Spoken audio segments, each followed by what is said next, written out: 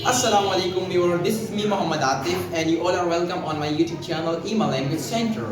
And we do have a complete series of English language. We are going to provide you the online classes if you are not connected with English language. So just subscribe my channel and hit the bell icon. You will be confused in all about the English language, but believe me, if you learn with me, so there wouldn't be any confusion for you people. This is my English language and we are bringing you the complete series of English language. Whatever is your problem, inshallah will be solved here. So let's begin the topic. What is the topic for today? So that for today's topic is for the sake of.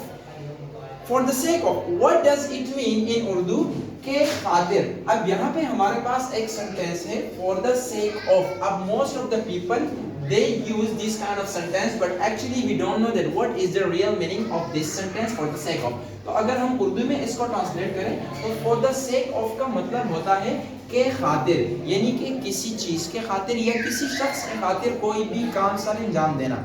अब यहाँ पे ये sentence हम अपने daily life में हर रोज दोहराते हैं, लेकिन हमें कंफ्यूजन होती है कि फॉर द सेक ऑफ का मतलब क्या है. तो मेरे साथ जुड़े रहिए, इंशाल्लाह ये आपको आज मैं मुकम्मल करवाऊंगा.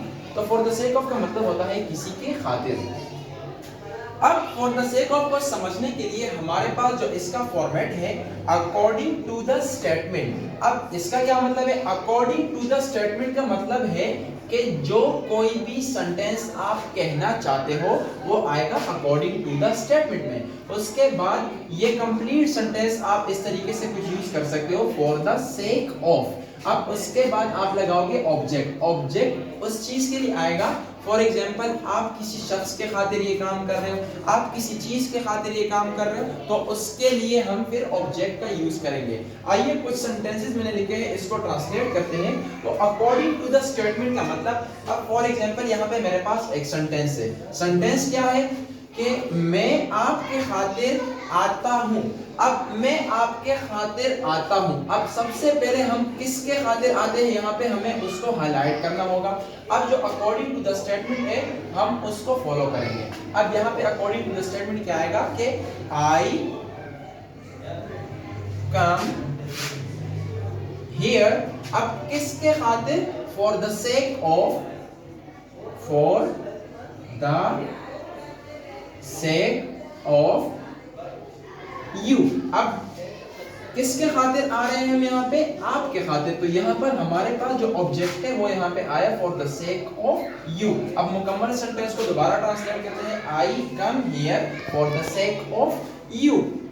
दूसरा सेंटेंस हमारे पास है आपको अपने वालिदैन के खातिर पढ़ना चाहिए. अब देखो यहाँ पर आप जो भी काम करेंगे अपने वालिदैन के खातिर करेंगे, जो भी काम होगा. अब यहाँ पे सेंटेंस का फॉर्मेट कुछ इस तरीके से होगा, क्योंकि यहाँ पर हमारे पास मॉडल वर्ब शुड आ रहा है. तो सबसे पहले हम अकॉर्डिंग टू द स्टेटमेंट में शुड को यूटिलाइज करेंगे. अब सेंटेंस क्या है कि आपको वालिदैन के खातिर पढ़ना चाहिए. तो सेंटेंस है कि you should study for the sake of your